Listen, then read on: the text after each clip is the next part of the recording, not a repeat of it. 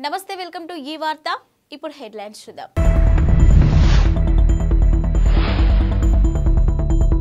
Japan నుంచి హైదరాబాద్ చేరుకున్న junior NTR తీవ్ర భూకంపంపై షాక్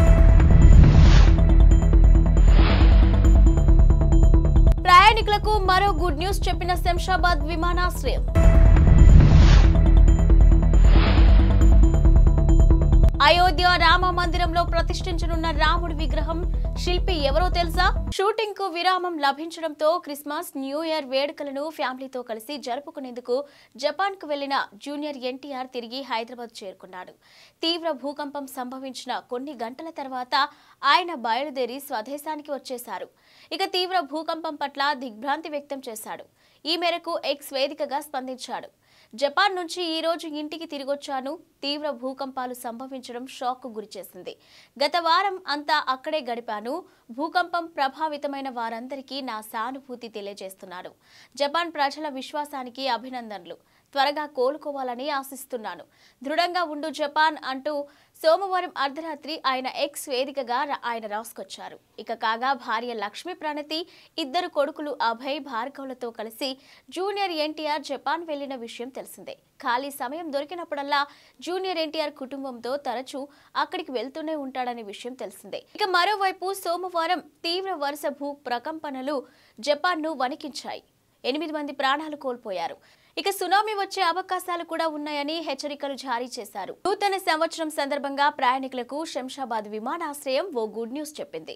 బోర్డింగ్ పాస్, లగేజీ కౌంటర్ల వద్ద క్యూలకు స్వస్తి పలికేలా సెల్ఫ్ చెకింగ్ విధానాన్ని అందుబాటులోకి తెచ్చింది. ఇక ఇందులో భాగంగానే ప్రయాణికులు విమానాశ్రయంలోని కార్ పార్కింగ్ లో ప్రాంతంలోనే బోర్డింగ్ పాస్లు, లగేజ్ పాస్లు పొందొచ్చు. సోమవారం నుంచి ఈ కొత్త విధానం అందుబాటులోకి వచ్చింది. ఈ విధానంలో ప్రయాణికులు కార్ పార్కింగ్ వద్దే స్వీయ తనిఖీ చేసుకోవచ్చు. అక్కడి కియోస్కులలో తమ ప్రయాణ వివరాలు చెక్ చేసుకుని చెక్ ఇన్ కావచ్చు. ఇక ఆ తర్వాత క్షణాల వ్యవధిలోనే మొబైల్ కు బోర్డింగ్ పాస్లు వస్తాయి. బ్యాగేజీ ట్యాగర్లు వచ్చేస్తాయి. ఇక అనంతరం ప్రయాణికులు సెల్ఫ్ బ్యాగ్ డ్రాప్ వద్దకు వెళ్లే కన్వీనియర్ బెల్ట్ పై సామగ్రి పెడితే అది ప్రాసెస్ అవుతుంది. బ్యాగ్లకు ట్యాగులు ప్రయాణికులు వేయాల్సి ఉంటుంది. అనంతరం ప్రయాణికులకు అధికారులు రసీదు జారీ చేశాక సంబంధిత ఎయిర్లైన్స్ కు ధృవీకరణ సందేశం వెళ్తుంది. మైసూర్కు చెందిన ప్రముఖ శిల్పి అరుణ్ యోగిరాజ్కు అరుదైన అదృష్టం దక్కింది. ఆయన రూపొందించిన రామ్లల్లా విగ్రహాన్ని అయోధ్య రామ మందిరంలో ప్రతిష్ఠించనున్నట్టు కేంద్ర పార్లమెంటరీ వ్యవహారాల మంత్రి సోమవారం ప్రకటించారు. రాముడు ఎక్కడ ఉంటాడో హనుమంతుడు అక్కడే ఉంటాడని, ఇందుకు తగ్గట్టుగా విగ్రహం ఎంపిక చేశామని మంత్రి తెలిపారు. అరుణ్ యోగిరాజ్ రూపొందించిన శిల్పం ఎంపికపై రాష్ట్ర బీజేపీ సీనియర్ నేత బిఎస్ యాడ్యూరప్ప కూడా హర్షం వ్యక్తం చేశారు. ఇది తమకు ఎంతో గర్వకారణమని అన్నారు. రాష్ట్రంలోని రామభక్తుల సంతోషం రెట్టింపైందన్నారు. శిల్పి అరుణ్ యోగిరాజ్కు శుభాకాంక్షలు తెలిపారు. కేరళకు చెందిన జై హింద్ టీవీ ఛానల్లో పెట్టుబడుల వ్యవహారంలో Karnataka deputy CM, Congress senior నేత డీకే శివకుమార్ కు సీబీఐ మరోసారి నోటీసులను జారీ చేసింది. ఇక విచారణ కోసం ఈ నెల 11న ఢిల్లీలోని తమ కార్యాలయానికి రావాలని పేర్కొంది. ఇక జై హింద్ టీవీలో పెట్టుబడులు, వాటాల వివరాలు తెలపాలని కోరింది. ఈ కేసులో శివకుమార్, ఆయన భార్య ఉషాతో పాటు మరో 30 మందికి కూడా సీబీఐ నోటీసులను పంపించింది. కాగా జై హింద్ ఛానల్లో పెట్టుబడులు రహస్యం కాదని డీకే శివకుమార్ చెప్తున్నారు. ఛానల్లో తనకు వాటా ఉందని 2017-18లో దాఖలు చేసిన ప్రమాణ పత్రం, ఆస్తి వివరాలలో ఆయన పేర్కొన్నారు. లోక్సభ ఎన్నికలు సమీపిస్తుండటంతో తనపై ఒత్తిడి పెంచేందుకే కేంద్ర ప్రభుత్వం దర్యాప్తు సంస్థల ద్వారా వేధిస్తుందని ఆయన ఆరోపిస్తున్నారు. కాగా డీకే శివకుమార్ ఆదాయానికి మించిన ఆస్తులు కలిగి ఉన్నారనే ఆరోపణలు ఎదుర్కొంటున్నారు.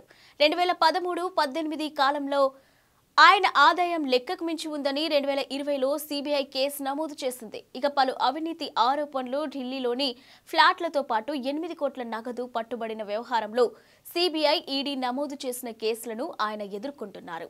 హింద్ టీవీ ఛానల్లో పెట్టుబడుల వ్యవహారంలో శివకుమార్ పై కేసును సీబీఐ దర్యాప్తు చేపట్టేందుకు వీలుగా యాడ్యూరప్ప సీఎంగా ఉన్న సమయంలో కర్ణాటక ప్రభుత్వం అనుమతులిచ్చింది. అయితే గతేడాది కాంగ్రెస్ ప్రభుత్వం ఏర్పడ్డాక నవంబర్ 20న జరిగిన మంత్రివర్గ సమావేశంలో సీబీఐ అనుమతిని రద్దు చేశారు. కేబినెట్ నిర్ణయాలు సవాలు చేస్తూ బీజేపీ నాయకుడు బసనగౌడ పాటిల్ యత్నాల్ ఉన్నత న్యాయస్థానంలో రిట్ పిటిషన్ వేయగా విచారణ జరుగుతుంది. చైనాలో తొలిసారి కోవిడ్ వైరస్ మహమ్మారి వెలుగు చూశాక ఇప్పటి వరకు అనేక ఉత్పరివర్తనాలకు గురైంది. ప్రస్తుతం ప్రపంచ వ్యాప్తంగా JN.1 సబ్ వేరియంట్ కలకలం రేపుతుంది. భారత్లోనూ JN.1 పాజిటివ్ కేసులు పెరుగుతున్నాయి.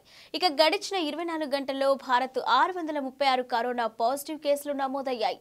దాంతో యాక్టివ్ కేసుల సంఖ్య 4394కి పెరిగింది. వీటిలో JN.1 సబ్ వేరియంట్ కేసులు కూడా ఉన్నాయి. దేశంలో కొత్తగా 4 మరణాలు నమోదయ్యాయి.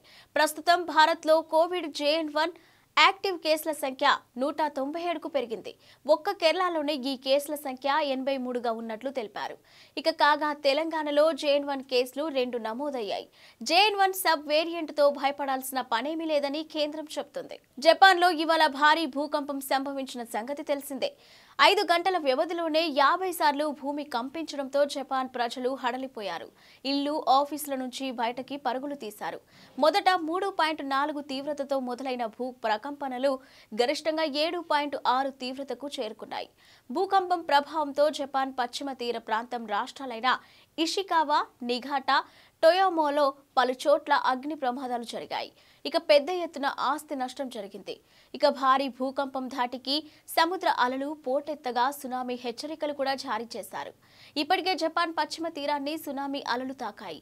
ప్రజలు సురక్షిత ప్రాంతాలకు చేరుకోవాలని అధికారులు హెచ్చరించారు. అటు రష్యా, ఉత్తర కొరియా దేశాల్లోనూ భూ ప్రకంపనలు వచ్చాయి.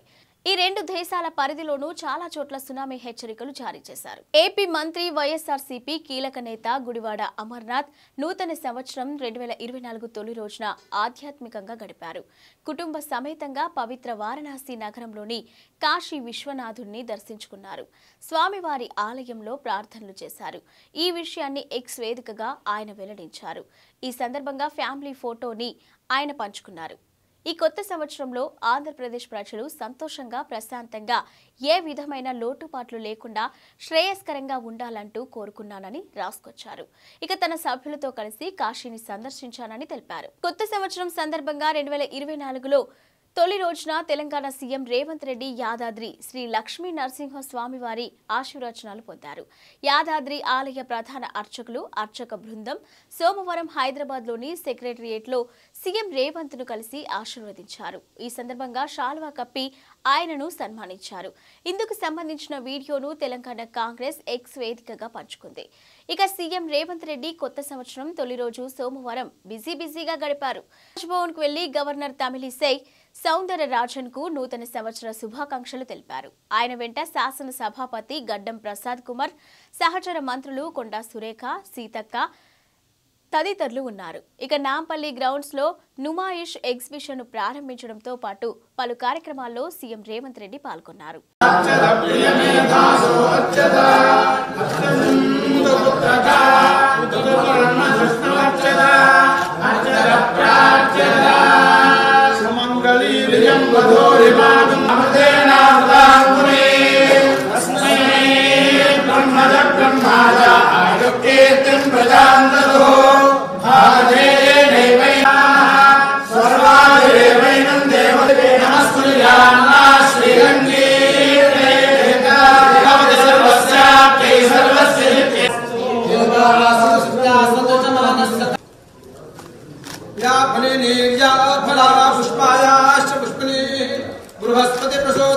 హైదరాబాద్ మాదాపూర్లోని ఓ హోటల్లో అగ్ని ప్రమాదం జరిగింది. హోటల్ గ్రౌండ్ ఫ్లోర్ లో షార్ట్ సర్క్యూట్ కావడంతో మంటలు చెలరేగినట్లు ప్రాథమికంగా గుర్తించారు. ఘటనా స్థలికి చేరుకున్న అగ్నిమాపక సిబ్బంది మంటలను ఆర్పేందుకు ప్రయత్నిస్తున్నారు. అగ్ని ప్రమాదం చోటు చేసుకోవడంతో పోలీసులు, చుట్టుపక్కల స్థానికులు అప్రమత్తమయ్యారు. నూతన సంవత్సరం తొలి రోజున ఒక దుండగుల సమూహం జరిపిన కాల్పుల్లో 4 వ్యక్తులు ప్రాణాలు కోల్పోయారు. పలువురు తీవ్రంగా గాయపడ్డారు. తౌబాల్ జిల్లాలో లీలాంగ్లో ఈ ఘటన జరిగింది. దాడికి పాల్పడ్డ దుండగుల వాహనాలకు స్థానికులు నిప్పు పెట్టడంతో అక్కడ హింస చెలరేగింది. దీంతో రాష్ట్రంలోని 5 లోయల్ జిల్లాల్లో తిరిగి కర్ఫ్యూను విధించాల్సి వచ్చింది. ఇక తౌబాల్, ఇంఫాల్ ఈస్ట్, ఇంఫాల్ వెస్ట్, కక్చింగ్, బిష్ణుపూర్ జిల్లాల్లో కర్ఫ్యూను విధించినట్లు అధికారులు తెలిపారు. కొందరు వ్యక్తులు ఆటోమేటిక్ ఆయుధాలతో కాల్పులు జరిపారని, దోపిడీ కోసం వచ్చి ఈ దారుణానికి తెగబడ్డారని స్థానికులు చెబుతున్నారు. దుండగుల సమూహం ఓ స్థానిక వ్యక్తితో మాట్లాడుతూ ఉండగా వారి మధ్య గొడవ జరిగిందని, కొద్దిసేపటికే అందరిపై కాల్పులు జరిపారని ఓ వ్యక్తి వెల్లడించారు. ఈ హింసాత్మక సంఘటనపై మణిపూర్ సీఎం బీరేన్ సింగ్ స్పందించారు. హింసాత్మక సంఘటనను ఆయన ఖండించారు. శాంతిని కాపాడాలని ప్రజలకు విజ్ఞప్తి చేస్తూ ఆయన వీడియో సందేశాన్ని విడుదల చేశారు. అమాయకపు ప్రజల ప్రాణాలు తీయడం పట్ల విచారం వ్యక్తం చేశారు. నిందితులను పట్టుకునేందుకు పోలీసు బృందాలు రంగంలోకి దిగాయన్నారు. నేరస్తులను గుర్తించేందుకు ప్రభుత్వానికి సహాయం చేయాలంటూ లేలాంగ్ ప్రజలను ఆయన కోరారు.